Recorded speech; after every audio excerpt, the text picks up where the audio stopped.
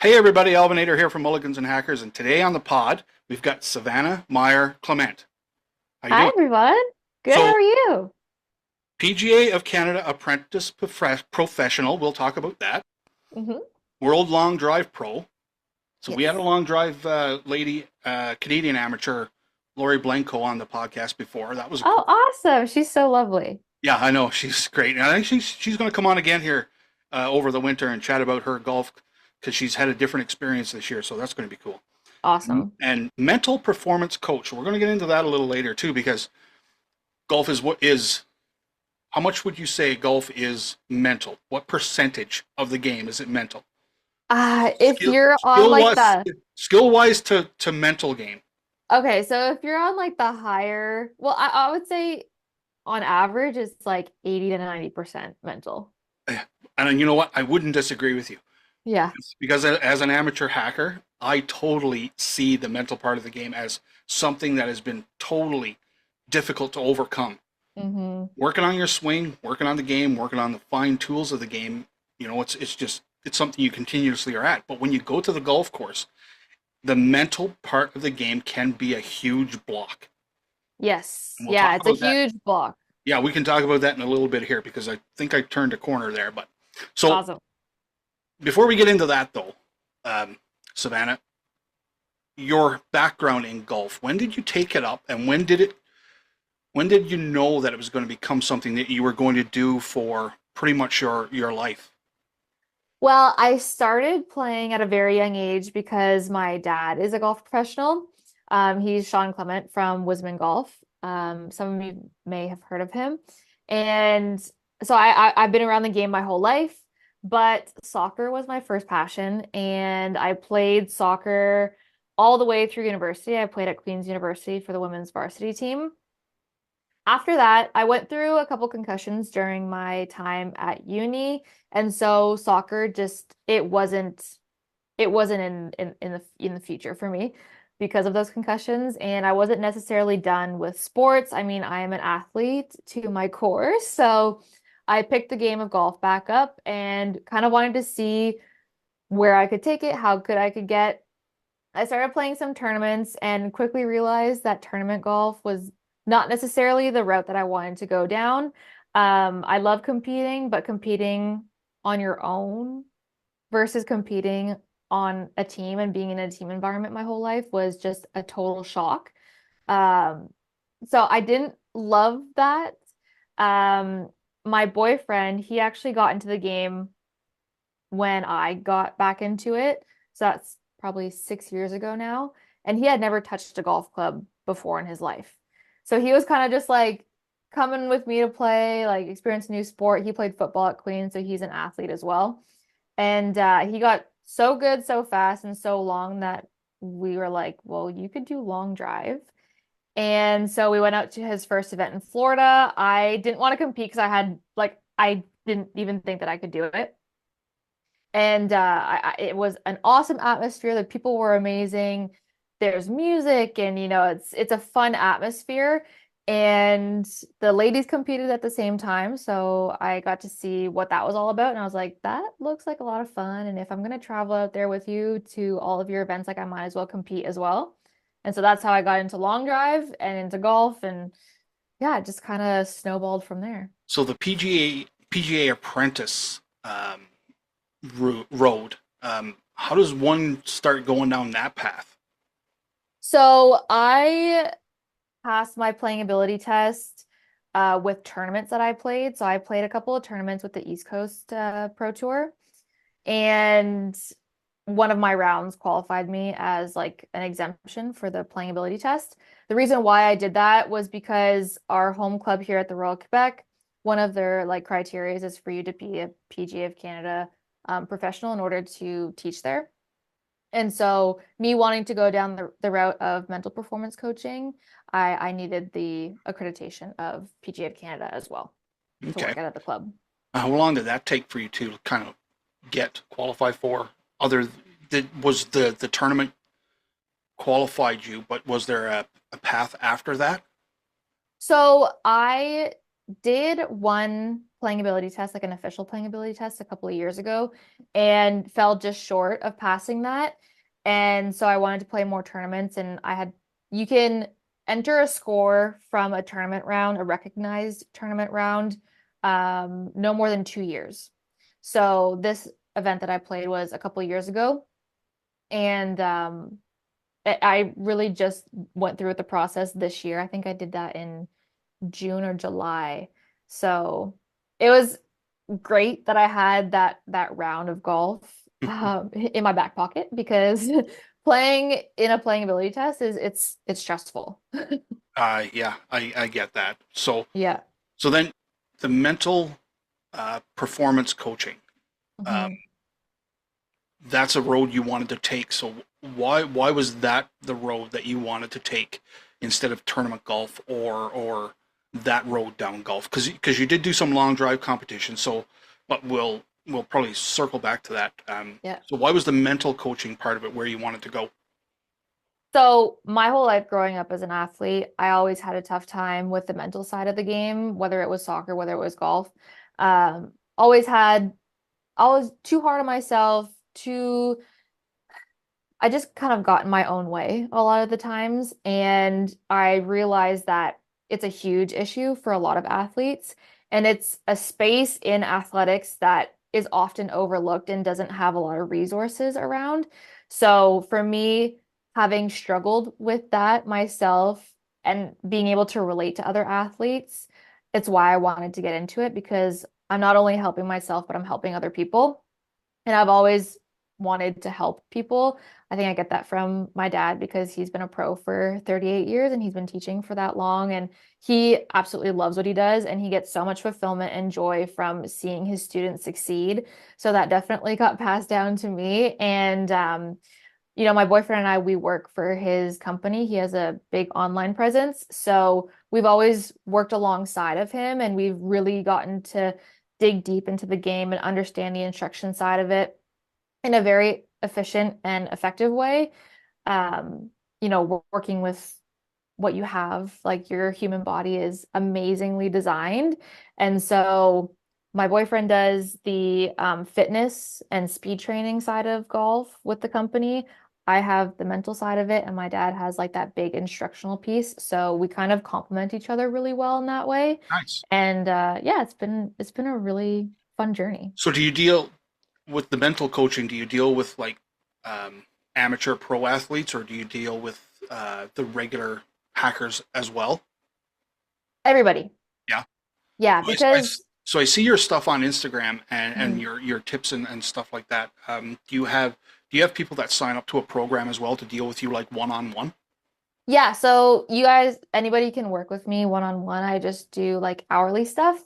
And, you know, I've worked with some high school teams. I've worked with a couple of players that are going into college, and so they're like getting familiar with the new college scene, which I can relate to, because it feels like just yesterday that I got out of that that scene of being a college athlete and balancing athletics and academics at the same time. So it can be whoever, because at the end of the day, the mental part of the game affects everybody, not just the top players. Yeah, guilty as charged. Um, Yeah. so when you're dealing with somebody, let's say, because again, amateur pro athletes, they're already going to be built a little different because they've spent some time in the system and maybe have some markers to go back to. But if you're dealing with somebody who's picked up the game late, so Mhm. let's say me, let's go down a little scenario here. Sure. I've probably turned a corner here probably 5 weeks ago with my mental part of the game in being able to just, instead of worrying about going to the golf course and how you're going to play and that anxiety causing you to not really focus on what you're doing, because again, focus Mhm. is a big thing. Um, just going and taking, well, I mean, it's pretty cliche to say take it one shot at a time, but playing every shot inside of an 18-hole round, and understanding what you want to accomplish without your head getting in the way. Yeah. Um, Especially you make a bad shot, bad approach shot, bad tee shot, bad chip. Being able to move past that. For me, previously, I couldn't do that. Like if Mhm. I've said it to you before when we were talking, if I double bogey number one Yeah. in previous years, I should have just went to the parking lot and went home because I knew that day wasn't going to be what I wanted. Um, Right. always going and trying to shoot your best score instead of going and just playing the game and see how it works out. Hmm. When I made that mental change of I'm not worrying about the score. I actually shot Hmm. my lowest score, which was an 80. Exactly. Yeah. So and I had a chance to break 80 and hit 79 with a birdie putt on 18, and I left it 3 inches short, but I tapped it in for an 80. But getting to that point for me in the last Mhm. this is my fourth year playing golf. Um, getting to that point without any markers to go back to. When somebody comes to you and they're new to the game, picked it up late, Mhm. even as like a teenager, young adult, or somebody like me who's 50, um, and they say, how do I handle um, the negative thoughts in golf? What would be your first thing that you would tell them that okay, this is your first mental marker that you're going to go back to? How would that process start? My first question would probably be, why do you love golf and why did you pick up golf in the first place? Because at the end of the day, you picked it up because maybe you wanted to try something new, you love the game, you want to get better at it. So always go back to, well, what brought you to the game in the first place, right? And then second would be approach the game with interest, curiosity, without judgment. That's interesting. So it's very hard to not judge yourself. I've been there. I am guilty of that. But it takes so much enjoyment away from the game. And when you don't have any enjoyment around the game, then it's very hard for you to progress in the right direction and see the results and the outcomes that you're hoping for. My last Instagram post that I posted today was about, if you're too focused on results and outcomes, you're really getting in the way of yourself and you're not going to see the progress because you're always anticipating that when am I going to shoot my next best score? What's going to happen here? So you're not able to be in the present moment. Yes. And so the goal is to be in the present moment as often as possible and as effectively as possible. But when you're too far ahead in the future with those outcomes and results that you're so desperately wanting, it's going to be very hard for you to get there. Yes, I totally see. That makes a lot of sense. Yeah. Just you articulating it makes a lot of sense because, like, so the previous 3 years that I played, I always finished the seasons poorly. Hmm. Right when our tour is over and we're just playing rounds, I was like, well, what am I here for? Right, Hmm. and I would always tell myself when I would go to the golf course, well, you're here to get better. Then you would get to the golf course, have a bad hole, and I was like, well, I just want to go home now. So you get to Yeah. the course excited, and you play 3 or 4 holes, and it's like, well, I just want to go. I just want to be home now. I don't want to be here. Right. I played like that for 3 years because again, I not recognizing that Hmm. I maybe needed to work on the mental part of the game a little bit, but Yeah, because a lot of people don't realize that. I mean, maybe they do, but don't really like internalize it, is the more mistakes that you make, the more you're learning, yeah, and right? I couldn't grasp that, and and again, this is one of the parts. I would always compare myself to my buddy that I play golf with, and Hmm. he's way younger than I am. Yep. Actually, a cross-handed golfer. He hits the ball a lot further than I do. Oh, cool. Um, hits the ball tons further than I do, but we could still play the game. Yep. Like when it comes to scoring wise, relatively close. Yep. And I'm like, and I couldn't wrap my head around what my roadblocks were. And when you say that, it's like get out of your own way. I Hmm. mean, it may sound cliche, but here I am to tell you that, like the past 3 years, that's been a problem of mine. And Yeah. early in this year, is get out of your own way and asking yourself why you're doing this. And because I love the game and I really want to go Yeah. play and I want to get better at the game. Hmm. And again, as I progress, there's things that are going to happen in the off season here now that will, hopefully give me another step forward. But I look at myself now where I am, like at 50 years old. How many more years do I have of getting better before age actually starts reining you back in a little bit, right? So Right. for me, that's the umbrella. It's like, well, how many years do you have? I'd love to get to be a single digit handicap. That would be I think that would be a great goal, but Yeah. I have a lot of work to do, and just basically turning this mental corner after 4 years. Well, it's like, okay, you may have turned the corner now, but you're still going to have to continue to work on it, and because it's always going to be there, right? Yep. So, you know, It is for me too. I still have to work on it myself and I still have to catch myself. And sometimes my boyfriend, he'll have to point it out for me too and kind of like remind me like, hey, use some of your advice on yourself. yeah, yeah. And I Because mean, it's hard. I picked up golf and I thought I should have been a single digit handicap in my first 6 months. You know what I mean? Right. And when it Yeah, doesn't yeah. happen, it's like, well, dude, you're saying to yourself, the game is not that hard. You just hit the ball straight and hit it to where you want. And Mm. the game is so much more involved than that. It's Oh yeah. the, I've played a bunch of sports in my time and done a lot of things. Golf is by far, when it comes to individual, one of the Mhm. hardest I've ever played because, like you said, the mental part of it is such a huge part of the game. And Yeah. if you're not open to that, trained to that, and don't probably recognize that, golf is going to be a sport that is going to eat you up for years, probably to the point where Yeah. you just give it up, right? And Which would, that's why I always give like Scotty Scheffler as an example for my clients because he's the number one player in the world. Just recently, he blew up on social media because he shanked the ball out of the bunker. Did you I see his saw that. interview about it? Yeah, The guy asked him like, "Well, what happened?" He goes, "Well, I hit this part of the club. That's what happens when you hit that part of the club, and that's it." yep. So if the number one player in the world is making mistakes, you're allowed to make mistakes as well. But the difference between him and the regular player is he can bounce back. He forgets so easy. I messed up, cool, whatever. Let me bounce back and make a birdie. So he is the dominant player right now because he's not preoccupied with woe is me, what happened? Oh, here we go again. Like he doesn't have that mindset. Let's just keep moving forward. And for the regular hackers like us, like I mean, you know, for my own example, moving past a bad hole was Hmm. always it always took me 6 holes to move past that hole.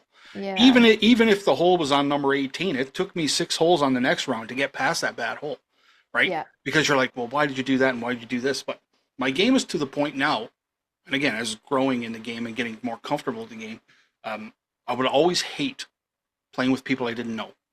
Oh yeah. I would rather go play by myself than playing with people I didn't know, right? Yeah. Well, this year I've played with yeah, probably close to 80 or 90 people that I've never met. But now and this is where the confidence and the mindset changes. I'm actually Mhm. more confident in my game, uh, and again, building on the mental part of it, I'm way more confident in my game where I'm okay to show it to other people, Yeah. even if I have a bad hole, a double bogey, Yep. a triple bogey, right? The rare quad, they're very rare. Um, Yeah. I'm okay with showing somebody that now, and Yeah. that and when I go back and look, I say, well, Alvin, that's mental growth as well, right? Yes. To be able to go and play. And again, you might be playing with somebody that's single digit handicap, scratch golfer, Hmm. and yeah, we've been there too. And you're going out there and you're shooting your plus 13, plus 15, maybe a plus 18, right? Yeah. But I'm still okay with that. And I can still show my game to them because, guys, I've only been playing for 4 years. Exactly. And being able to, again, it takes me a long time sometimes when I don't understand because, again, I don't understand Hmm. golf. So, right. So you're trying to build this mental progress. And Hmm. I really didn't know how much the mental game affected like golf. Like I have a Yeah. really compact, slow. I have an old man swing, right? I don't hit the ball. I don't hit the ball very far, but I can hit the ball very straight, right? So, Awesome. so that's a good part. My approach Yep. game needs some work. I put it up to my approach game puts me into bogey territory. My chipping and putting keeps me from double bogey territory. So, Yep. right off the tee box, it's my nickname is Fairway Finder. I'm Oh, like love it. That's a good nickname to have. right. So I wanted to build on that, and I think I mentioned it before. Like the previous 3 years, when the seasons were winding down, I played terribly. Like Mm, it was just so horrible. I couldn't do anything. This year, when I made that switch, I promised myself that I was going to finish this year strong yeah. and make sure you're going to the course with purpose, no Hmm. fear, and playing. And it's worked out really well so far. Like I'm still in the 80s. I think I may have shot one round and might have shot a round of 91 since then. But That's fine. yeah, that's fine. Like I went through a period of like a month and a half where I didn't have a birdie on the scorecard. And It's yeah, always ebbs and flows. right. And it's like, will I ever get a birdie again? But now in the Mm, last few weeks, like the birdies are coming every round, one, maybe two. Like I've done that a couple times.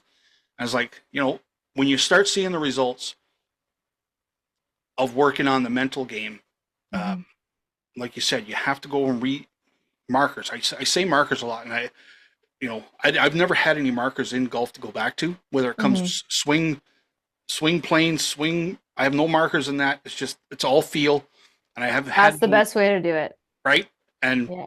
I have never had any mental markers in this game until I made that switch to say, just go, no fear, go and hit the ball where you want it, and if it doesn't Mhm. work out, just walk to it and hit it again, right? And Yeah, that's the thing. It's like the more that you have a plan going into your golf shots, this is a big thing that we work on is routine. You need to have a very clear picture of what you want to do before you hit the ball. You can't go into it blind. And everything has to relate back to target. Everything's target bound. Everything in other sports is target bound, and golf is that one sport where oftentimes in the traditional instruction side of things, it's where's my body part, what like the all the P things. And that's such a distraction from the goal of what we're trying to do. We're trying to put the ball in the hole yep, in the fastest and most efficient way possible. So you always need to have a very clear picture of what you want because you're giving your brain a reference now. And even if you don't execute that shot perfectly to the way you wanted to, you're going to be very, very close because you're going to have a good miss rather than a big errant shot that you had no plan going into, right? yeah, it's. I've wanted to get my greens in regulation up, and that's coming along. But again, I focus on hitting a green, not necessarily pin hunting, and that Hmm. sometimes plays against me. My putting has gotten way better this year, but like if you're hitting greens, sometimes you're in three putt territory, and you just have to take that. Yeah, And that was something I had to teach myself too, because I'm like, Alvin, two putts are it. Like you can't be three putting, right? But right. sometimes you're at 40 feet, and it's like, dude, you're not lag putting this. You're not good enough to lag putt this in to tap it in, right? So, and just understanding that sometimes you just have to take what the golf course gives you, Yes. right? Like, Yep.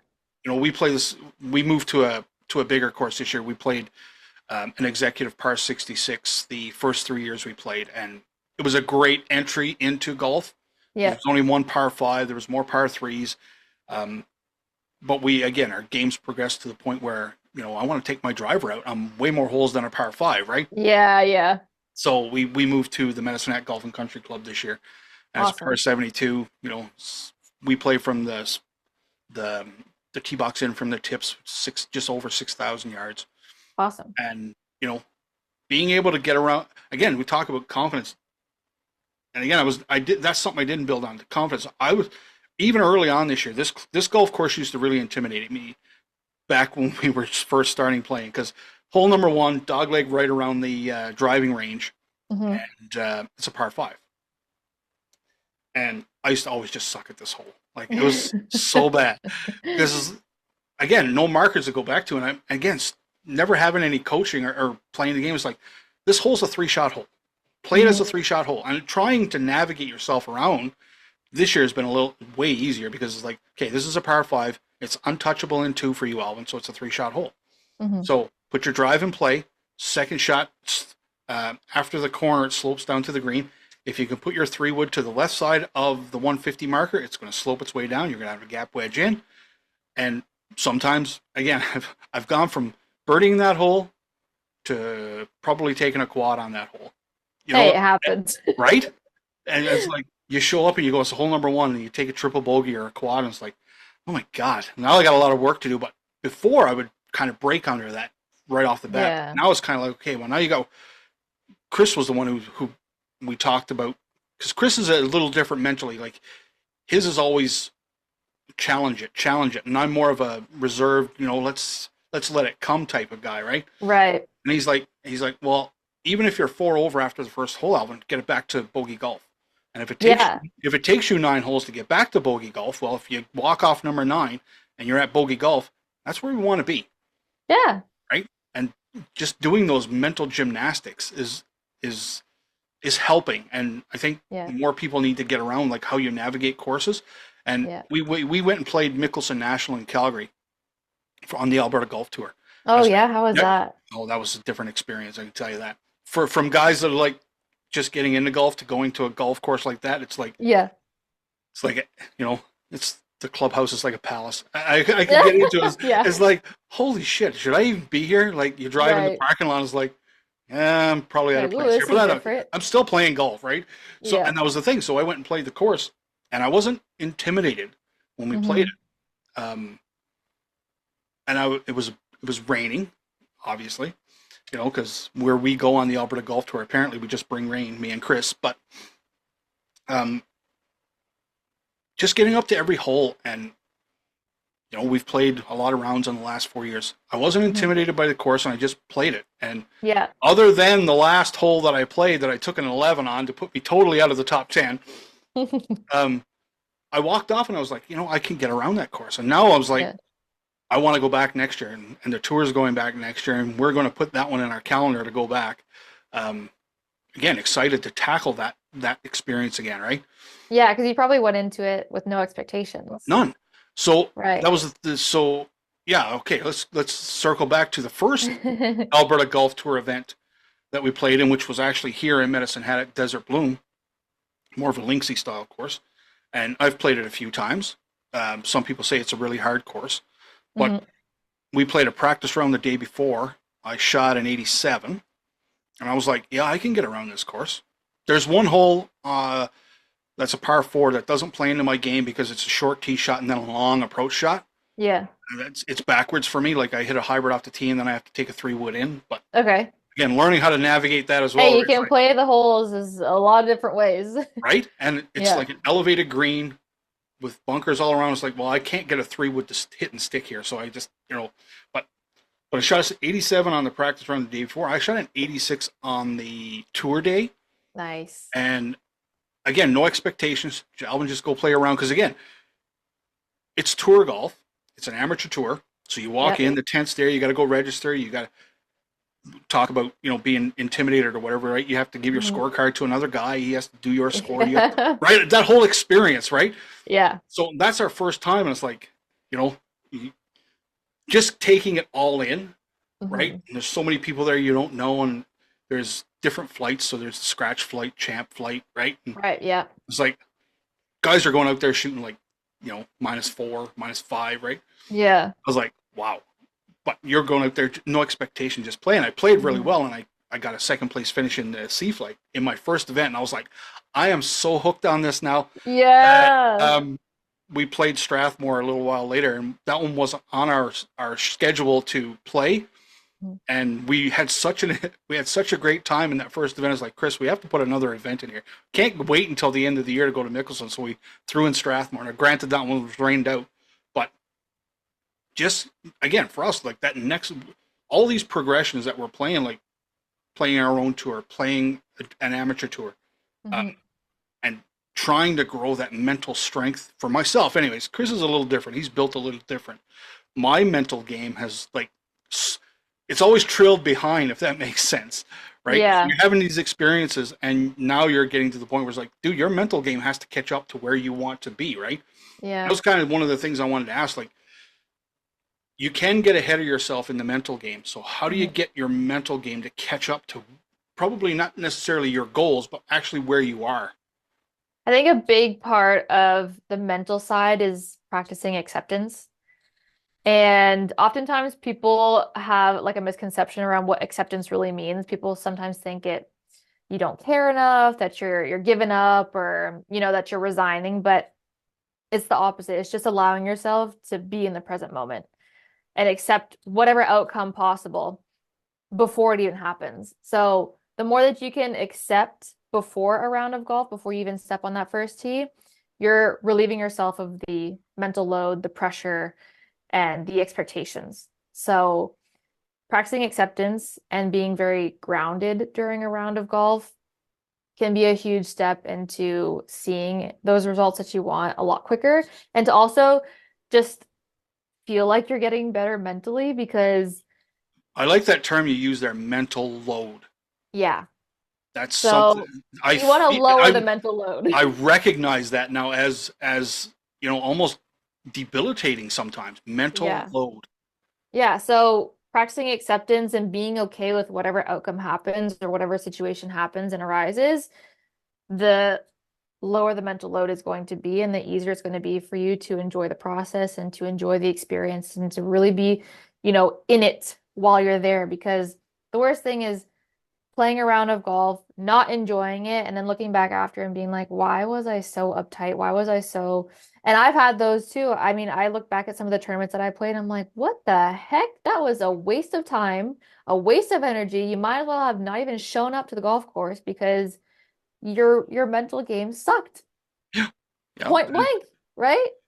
Again, and playing through for me it's weather. I am a fair weather Mm, golfer, and yeah, when the elements are against you, yeah, trying to keep my focus is, and you can almost write it off. Like as soon as that right. first raindrop falls, it's like, well, Alvin, you just should go to the parking lot and go home. But That's again, where the acceptance part is gonna come into play. right? Like, it's raining. Okay, here we go. Let's just That see what was happens. so when we played Mickelson National, it was raining all day, and then for the last two holes, it was a torrential downpour. Yeah. And again, I was playing okay for the conditions. I was playing okay. I was in I Hmm. was in the I was in the low 90s, well, probably high 80s at that point, and I took an 11 on the last hole. It was a Yeah. par five, and it totally put me out. But it was raining so hard that when I hit my drive, I almost actually lost my driver out of my hand. So I think I hung on to it with like two fingers, Yeah. and and the ball just kind of went and did the banana slice. And I was like, oh god, that's exactly what you didn't want to happen on the last hole, Mm, Alvin, right? And I went and played, and I was frustrated at that result of that hole. hmm. But when I walked off and went back to the clubhouse, I was actually okay because it's like Yeah. no expectations. I didn't have any expectations. I wasn't going to win, Yeah. but and the elements were against me. But I had my I Mhm. had my rain gear that day, so I had moved. Hey, that helps. Again, I had moved. I advanced from Strathmore with no rain gear, being miserable, to Yeah. it was a national raining with rain gear, and that was okay. But Hmm. yeah, so now, do you play golf now?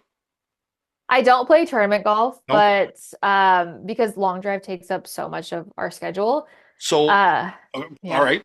Before we get there, long drive. Yeah. Um, you're still in long drive. You just had. Are you still in your season, or is your season wrapped up? No, we've already wrapped up. We had our World Championships in Atlanta at the start of August. And I had a great season. I mean, I made a lot of breakthroughs mentally. I was able to get to seventh in the world, Nice. and I finished the season at 10th. So maintaining a top 10 finish, world ranking was awesome. I mean, Epic. I'm not one of the longest girls by any means. I'm one of the shorter ones, which already puts me at a little bit of a disadvantage because, being taller and having longer limbs, that gives you more leverage to start with. Um, and there are some incredible girls on the circuit. So for me, it was really a way for me to test myself and to make some breakthroughs personally because, like I said before, I've always had a tough time with the mental side of the game, and I've always been very, very, very preoccupied with what people think of me. That's been something that's really gotten in the way of my performance as an athlete throughout soccer, throughout golf. And so for me, it's been so rewarding competing in long drive and getting into a top 10 world ranking and down even to seventh. I mean, never in a million years did I think that I'd be able to do that. And to step up on a grid with these amazing female athletes, who are like past world champions, and it's just like little me like up there just like seeing what I can do. Um, but it's been like the most rewarding experience ever, and I've, you know, uh, competing on TV. I mean, what the heck? Past me would Yeah. have crumbled with fear and anxiety, and so I'm really proud of the work that I've done mentally to get to the point where I'm like, heck yeah, like let's go, like Well, I'm again, fired up. the golf itself, whether it's long drive or play, it exposes you as an individual because there's no Yeah. hiding from what you're doing, right? Yep. And you have to accept that. Yeah, and it's like just like let's go see what you're made of. Like if you make a mistake, like who cares? Like everybody makes mistakes. I think that's one thing that has been a big like aha moment for me is that even the greatest players of all time, like they still make mistakes. They have the only way that they got there in the first place is by making mistakes and learning and growing. And so you can't think of yourself as any higher than that. It's like you have to. take your ego out of it Yeah. and Yeah. just say, I'm a human. And if I mess up, I mess up. If somebody says something about it, that's their opinion and that's it. Yeah, I'm kind of disappointed that my kind of mental breakthrough came at the end of the season and not at the beginning of the season, but it actually makes me look forward to Yeah. starting. Well, I mean, we haven't even finished this year. Our golf, our tournaments and stuff are all done. We have Hmm. one more Ironman tournament, but like it actually gives me a little bit of excitement to Yeah. see how I can start next year with the no fear and then Yeah. play in some more events on, well, our tour will continue in some form. But Hmm. me and Chris were more committed to playing on the amateur tour now on the Alberta Golf Tour because it was such a great experience. And again, you say you Yeah. challenge yourself, right? Here Yeah. I am at 50 years old, only been playing golf for 4 years, and I'm going to go out and play tournament golf, right? Um, That's awesome. Again, past me might have found that terribly intimidating, but Yeah. I am so I'm on here doing podcasts with people like so outside of my comfort zone anyways, like going to Yeah. play in tournament golf now, what the heck does that mean? You just go show up and I guess when we started this, me and Chris, when we had the ideas, like we were really into the experiences in Hmm. golf. Like Yeah. we have some things we really want to do down the road here.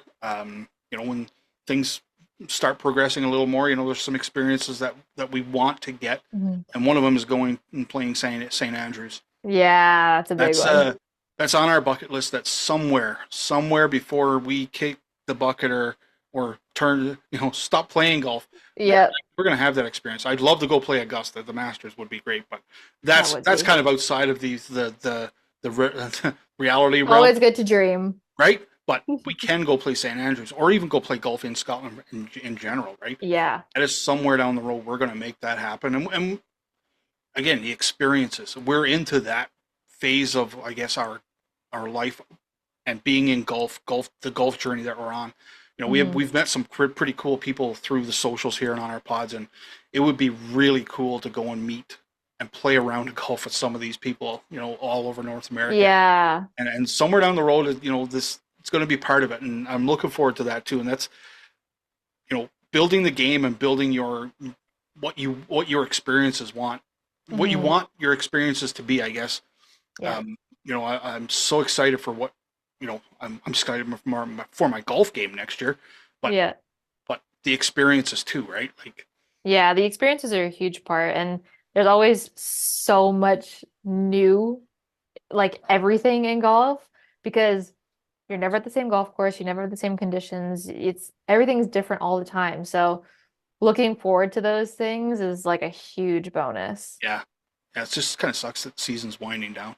The I the play know, I'm the playing golf sad season is too. like, now we got to find. I actually just got a one of those golf nets that you can put in your backyard. Yep. So when after the golf course closes, if, as long as it's warm, I'm still going to be hitting golf balls in the backyard. But Oh, for sure. that's my next step. Is I actually found myself starting to film myself swinging Hmm. and looking at it and Yeah. going, "Wow, dude, there's a lot of things you need to work on in that swing." But that I'll work on that over time. But Hmm. it's literally getting me around to what I want to, the game that I want now. So do you really need to tweak a lot? Well, exactly. And the more that, you know, the shot creates the swing, right? To, a big extent. And something that's been really cool, throughout COVID, my dad and my boyfriend, they started their online coaching, which has been hugely beneficial. And the way that they work is, you know, you work with each individual. You Yes, can't put a golfer into a cookie cutter golf swing, which is what the industry deems appropriate. which is probably one of the Um, reasons I've never taken golf lessons. yes, I don't. because the last thing you want is for a coach to try to put you in all these positions and feel like you have to manipulate the golf club, and then you get taken away from the task of, okay, well, where do I want to send the ball? And something that has been amazing to see in my dad's teaching is it's always target bound. And he works with every individual as an individual, and you optimize the swing from there. You don't try to put all the golfers into these, cookie cutter golf swings Cookie cutter uh golf swing. Yep. like a Rory McIlroy. Yeah, his swing is freaking cool to watch, but can we expect everybody to fit that mold? No, it's because it's Rory. Freddie I mean, Couples. I mean, you're not going yeah, to recreate that swing, right? That's his. yeah, exactly. Scotty Scheffler. Yep. Oh yeah, the footwork, right? Bryson DeChambeau. Everybody Yep. has their own swing, and that's what makes golf beautiful. Everybody is their own person in the game, and that's how it should be. And so to see instructions sometimes try to put people into these like unrealistic swings, like when you put people on those robots to Yeah. replicate like Tiger swing and to replicate Rory swing, I'm like, yeah, it's cool and it's fine and dandy, like you get to experience it, but you can't expect yourself to Yeah. also Again, look like that either. my body's not going to move that way, so I can't do that swing. I'm Well, not as because we tall. all have, yeah, we all have different Yeah, anatomies. I'm not as tall as those guys, right? Or I'm, um, you know. But I go back to cookie cutter swings. But I Hmm. think the mental part of the game as well is has to be individualized to a specific person because Yes. everybody's we're all snowflakes. We're all different, right? Yeah, So exactly. so when somebody's having trouble mentally or with the game and you're trying to progress, well, again, you can go back to a starting point, but as you progress in that mental game, everybody's going to be different, right? Exactly. So Exactly. So it's all about getting to know the person as an individual and really understanding their story and where they're coming from and being able to listen to what they have to say before giving any advice because my job is to not just give you advice, but for you to make the discoveries on your own as well. So that is a huge part. Like I can spew all of the information that you want at you, but if I'm not listening to your needs and listening to you as an individual, then and not asking you the questions either, then you won't be able to do any like self-discovery on your own. So it's a people very absorb information different as well. Some people are practical, exactly. you need to see it, and some people can hear it and make it happen, right? Yes. And it's always like trying new things. Like um one of my clients that I worked with, alter ego was something that we incorporated into his routine because he's more of a laid back person, which is great for golf. But sometimes if you're too laid back to the point where you can't like get yourself into the zone when it's time to hit the shot, it can be a little bit difficult. So alter ego for him was like a huge breakthrough where the second it's time to hit the shot and to pick the shot and the club and everything, he taps into that alter ego. And then he can come out of it. So Interesting. the beauty of that is golf tournaments is that's long. You can be out there for 5.5, 6 hours sometimes. So it's impossible to expect yourself to be in the zone for that long of a time. It's not realistic. So you have to be able to come in and out of it. And so that alter ego for his shot kind of helps that process. And then by the time you get to the 18th hole, you're not completely drained and you have no more mental capacity. That was one of the things I was going to say about the first time I played at Desert Bloom, and I played relatively well. When I was done, I was mentally and physically bagged Yeah. because I had never held it together for that long, Yeah. and literally I came home and just collapsed. Like I was like, Yeah. and I'm like, Jesus, I don't know if I can do that all the time. Like if I play Yeah. tournament, being able to stay like just that inside of yourself and Hmm. focused like for 18 holes, and I, I still look at it and go, I have no idea how you maintain that for the Yeah, entire you 18 can't put holes, that pressure on right? yourself. And when you walk, like I literally went to the parking lot, sat in the van, and I'm like, oh my God, I I can't need a do this. nap before I drive I need a home. nap before I leave. Yeah, like I'm so mentally drained. It's like, Yeah. and again, I've done things in the past that have been stressful, and Yeah. like, and never have I have I ever felt that mentally drained after like an event, and it was like, holy shit, man, can I do this, right? Yeah. Yeah. And Uh, sorry, it's tough, like feeling that on a regular basis, like man, Yeah, I it get, makes it tough to want to go back too, right? Like you don't look forward to it the but next that's time. part of building your mental game as well, right? Building Hmm. yourself up to where you know that you have to building the mental strength for that period of time, and maybe not, maybe alter ego type stuff, so you're not like 4 or 5 hours of just being Hmm. mentally turned on, right? Yeah. And You know? having little like grounding exercises, like literally just observing the environment around you to get you out of your head about the mental game. It's like golf courses are a beautiful place. You're out in nature. So take the time to take in your environment, to like actually like feel your feet walking and the grounding techniques can help with that as well because it kind of gets you out of that mental load of being in a round of golf. Yep. And so you can do things that way. You can break up the round into three, like sections of 3 holes.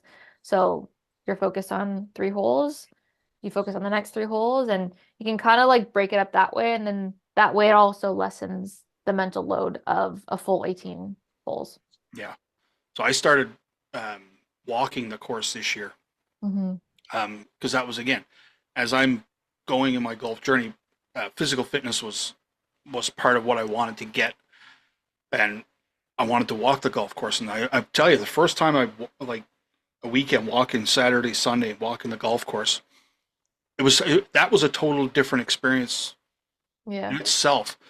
I found it was way more enjoyable, even if you had a bad shot. And I guess this is where my mental, the mental gymnastics started for me, trying to get that mental game. It's like you hit a bad tee shot.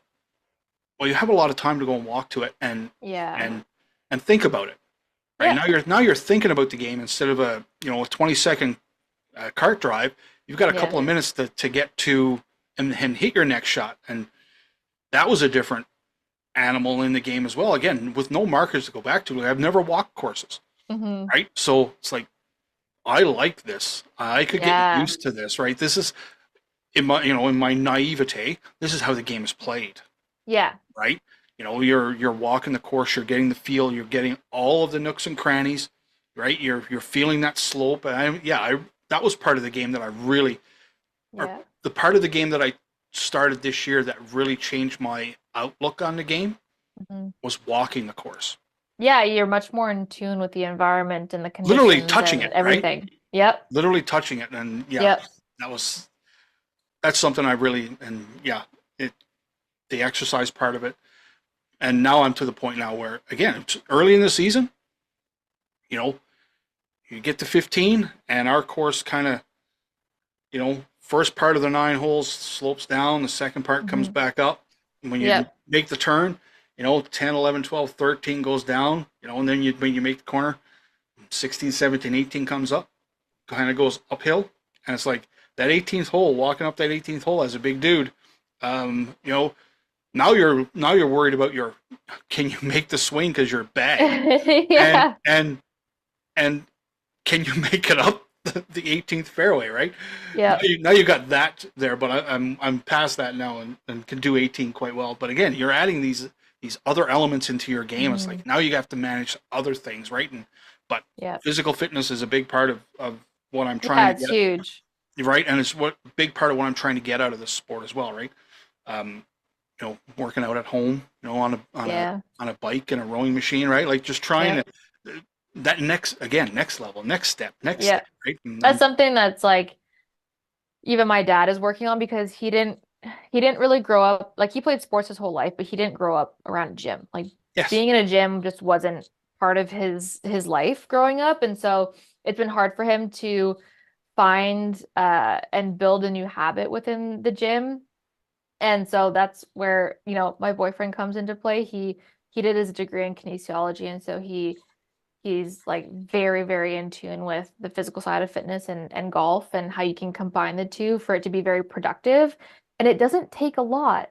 Like anything is better than nothing, which is what my dad has been realizing. And, even after 2, 3 workouts in the home gym, he's like, I can already feel a difference. Like I can already yeah, feel that like my shoulder that's been bugging me, it's starting to feel better and it's starting to feel more solid because you can't let your body go to the point where like you have no more muscle tone and things like that.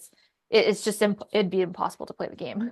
yeah. And I again, not to get too personal, but I actually went, like, this year. It's the first time I've ever went and saw like a massage therapist, and Yeah.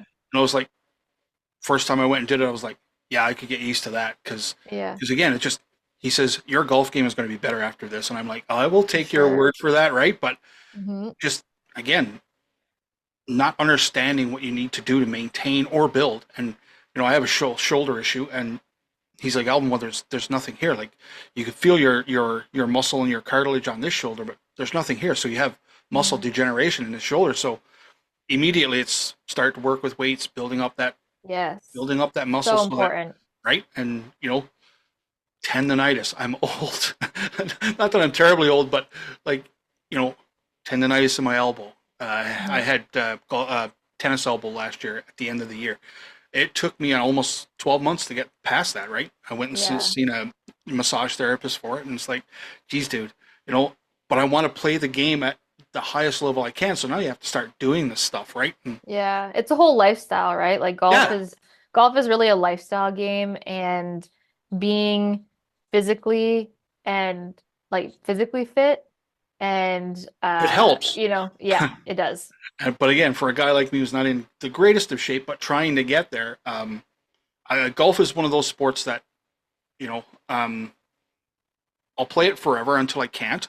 Yeah. And even and for even people out there that are looking for something like, yeah, I picked it up when I was like 47, Yeah. right? You can pick this game up whenever you want. Yeah, exactly. That's the beauty Just of it. limit your expectations a little bit because it's going to be Yeah. this is our number one rule. Golf is hard, and it is. But you can, it's an environment you can get in and literally I'm walking proof of it can actually encompass everything in your life outside of Yeah. your job, right? Like, you Yeah. know, and you can play it forever. I mean, Yeah. I worked with a guy that was in his 70s, and he's like, yeah, it's finally time to move up a tee box. So, he Oh yeah. moved up to the hybrids, right? He's like, I can't quite hit it as far as I can, and I'm like, yeah, I'm going to be that guy one day, right? Yeah. It's Yeah, just the fun thing about golf is I always go back to my dad always says this. He says your next shot could be your career shot. And that's always something that you can look forward to. And that makes the tough shots or the mistakes a lot easier to deal with because it's like, well, you never know what's around the corner. So you can't get in the again, way of it's yourself. positive thoughts on the next shot instead of the negative shots on them, Yeah, right? it's what And what do I want to do? it's just trying just I say it's a simple turn, but Hmm. it's for some people it's not. And I was one of them where it wasn't. It's like, you know, the next shot, just make the next shot really good, right? Yeah. But anyway, Savannah, I've had you on here for long enough. I've taken up enough of your time. I really, really, truly appreciate you coming on and chatting with us. I'm I happy to be here. Thank you for I having did me. want to ask you though, because again, gear geek stuff doesn't come up Yeah. a lot. But so, what do you rock in the bag? Like when you go to, I'm obviously your long drive setup is different Yes. than your say you're going out and playing 18. So give us a little breakdown of what both those type setups are. Your long drive setup and your say everyday golfing setup. So my long drive setup is going to be a lot lighter of a setup because we're playing with longer shafts. So the maximum is 48 inches. I like mine to be at 47 inches because I'm not that tall. So if I have a 48, it just feels like it's just like way too far away from me. And I don't have as much like control of it. Control. Um, 47 just feels a lot more natural. So I play with a lighter shaft. I think mine's at 47 grams. It's the LA Golf Gold Series. Yeah, yeah. Yep. Love the feel of it. It tracks really well. And I have the Cobra Aerojet head on that one in the LS. And I have a 9-degree head that I bring down to 7.5 or 8 degrees, depending on the conditions. Because conditions are very important to take into consideration when you're picking your setup. And so it changes all the time as well. And then my gamer is going to be a heavier, stiffer shaft. So my gold series for long drive is like a regular flex kind of thing. And then for my regular setup, because I've built up a speed reserve and I've trained a lot in the gym, I need a stiffer setup for on the golf course just to make it easier and be a lot tighter in dispersion. But either way, like my strength in long drive is being accurate. That's kind of how I put the pressure on some of the other girls because I'm always going to put a ball in play. Um, so yeah, it's I think I play my gamer at 46. I don't like anything shorter than a 46. Mm, Just cool. feels too small. So what brand do you use? Cobra. Oh, Cobra. Okay. Yeah, so all three of us, my dad, my boyfriend and I, we all play Cobra. We're with the Cobra staff and it's been amazing. The team at Cobra is unreal. We've gotten to talk to a couple of like the head guys in development and they're amazing. I play the King Tour irons, which feel like butter. I do have to change my shafts though in there because I've been playing like a regular flex graphite and I'm just outgrown them. So I'm probably gonna go to a stiff metal steel shaft. Nice. Cool. Well, Savannah, this was great. Thanks again.